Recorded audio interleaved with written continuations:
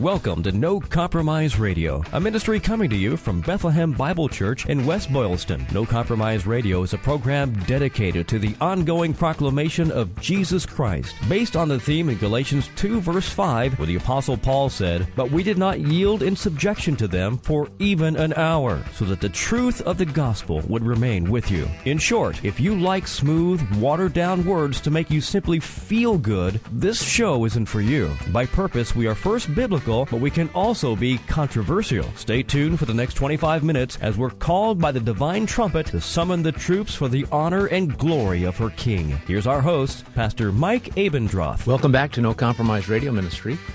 I'm very happy. I'm sitting in my studio this afternoon. It's a blue sky out there today, the day that I'm taping this show, and I have my new mixing board, and I think I sound marvelous.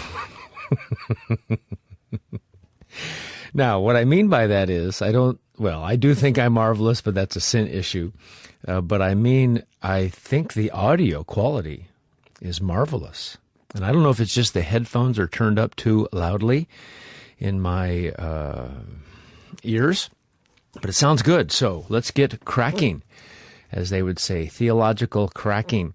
Today I want to continue to talk about one of my favorite issues. Sadly, I have to talk about it, but it's a favorite issue of mine to talk about for this reason. Even though it's a bad thing, I like to talk about it because it's so prevalent. It's so prevalent. Are those two words the same? So today I would like to talk about liver shivers. Liver shivers. I'd like to talk about impressions. I would like to speak about God speaking to you. Karma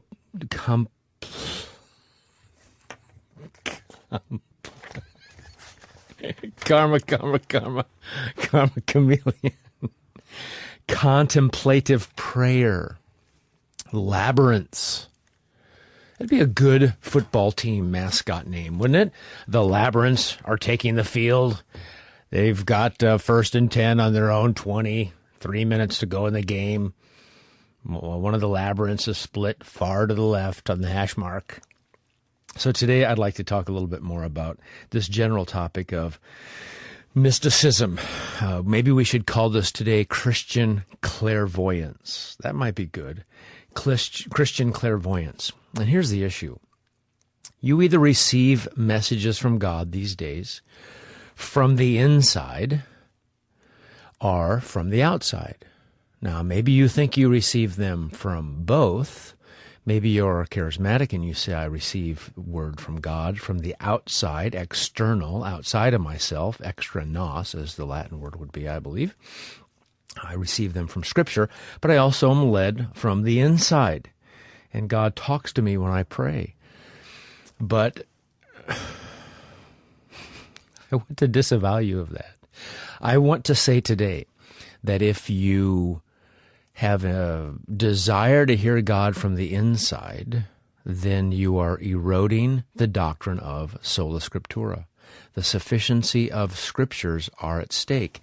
And since the Bible is such a great book, I want to make sure that you do not abandon it for mysticism, Quakerism, inner light stuff. I talk about this all the time, but I talk about it all the time because it's all around us. You can't get away from it.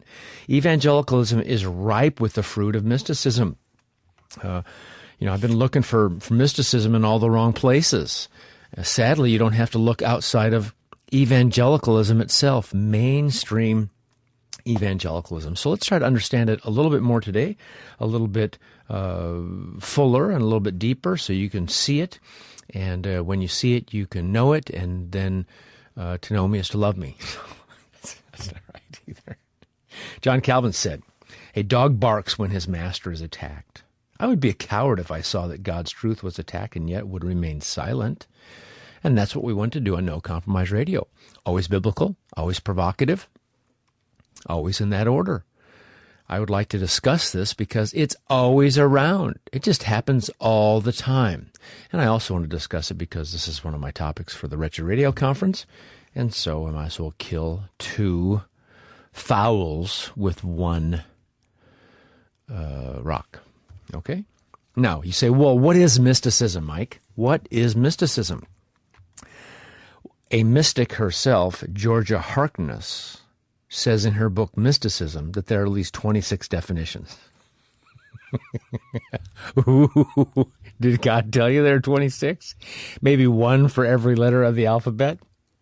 I find that interesting because, it's nice to have a tight definition, but I guess today it's beauty is in the eye of the beholder. It's reader response theory. It's what it's love the one you're with. Let's go to MacArthur's definition.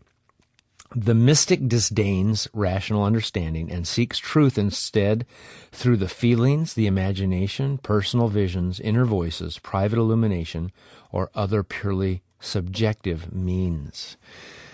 So we have mystics who try to hear from God, to commune with God through intuition, insight, instinct, from the inside. Like when people have belly buttons, you either have an innie or an outie. That's not an A-U-D-I. That's not a car. You either have an innie or an outie, so too you can receive truth. And you'll see, according to B.B. Warfield, as I've said many times before, that there are two religions in the world, and the religion of hearing God from the inside and hearing God from the outside. And so today, mysticism, we're going to say, is communing with God or listening to God from the inside. Someone said that mysticism begins with a mist and always ends in a schism. I said it, but I didn't come up with it. I wish I would have. Personal union with God and communion and discourse with God. Enlightenment through some internal way. Now, Christian mysticism used to be underground. It used to be for crazy Moravians. It used to be for crazy Quakers down in Nantucket. It used to be for other people, and now it is mainstream. Mainstream, and Christians are listening to their splanchna, their gut. They're listening to their liver. They're listening to their gizzard, as we would call it. When's the last time you had a gizzard, by the way? When I was growing up, we didn't have much money. And in Nebraska, I remember my mother going to the store, and one time she made me eat a boiled cow brain sandwich. And I remember it was on white bread, probably Wonder Bread. And she put French's yellow mustard on it. And that was it. She said I had to eat half of it.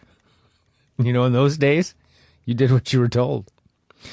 And so I remember half a cow brain sandwich. And she probably made some comment about how that would make you smart. But she would also go and get chicken hearts. And I remember going over to the fry pan, seeing about 100 chicken hearts. And you could see the little aorta there, and those were quite fascinating to eat. I didn't mind the chicken hearts with a little bit of grease and a little bit of salt. Hey, what doesn't taste good with grease and salt?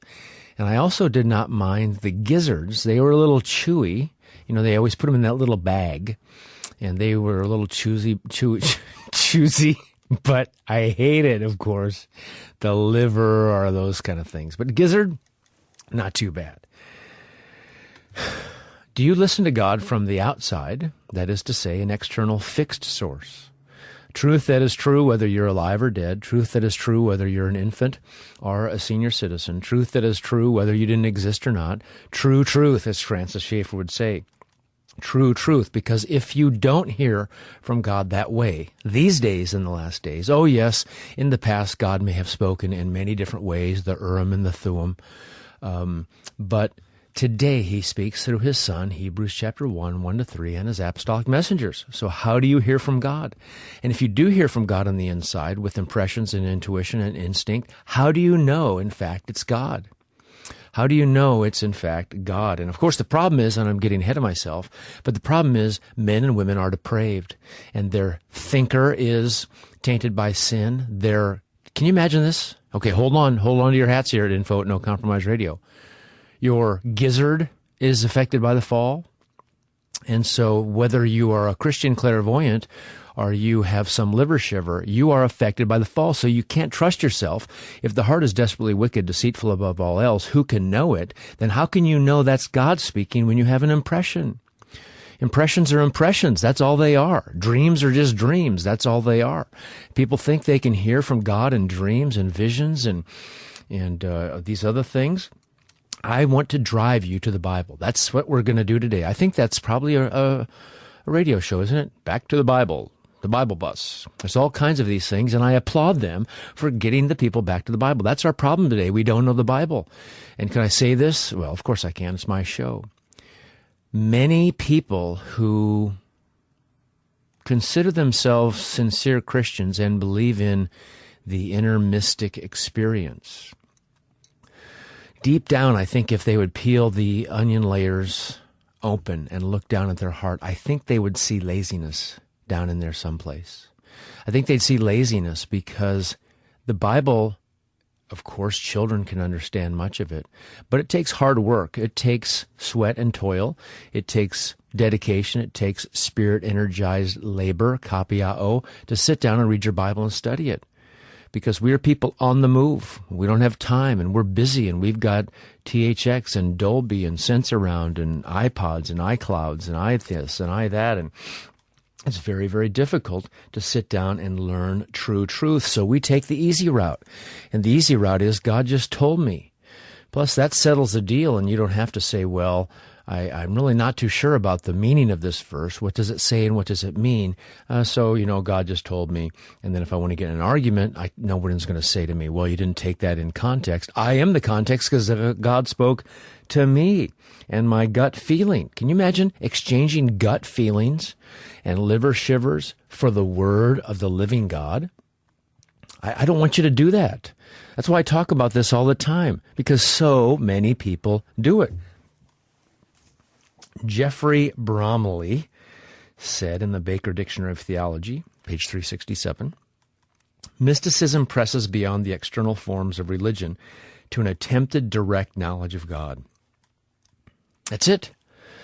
That's it. An attempted direct knowledge of God, hearing from God directly inside of you. And friends, I'm trying to tell you that is not Christianity. That is not Christianity. That is not last days Christianity, Hebrews Christianity. And you say, well, that's Acts Christianity. Well, you think everything that happens in the book of Acts happens today? Like people just getting beamed up and dropped down at Azotus, 10 kilometers, 10 miles, Acts chapter 8 away. That's interesting. I don't see the Spirit of God doing that. But anyway, that's a different hermeneutical subject. Many times, Acts, you see what is described, and we don't take that as prescription. Why aren't some of those things talked about in the book of epistles? Any epistles? Oh yeah, 1 Corinthians 12 and 14, as Paul chastens the church of Corinth for excesses.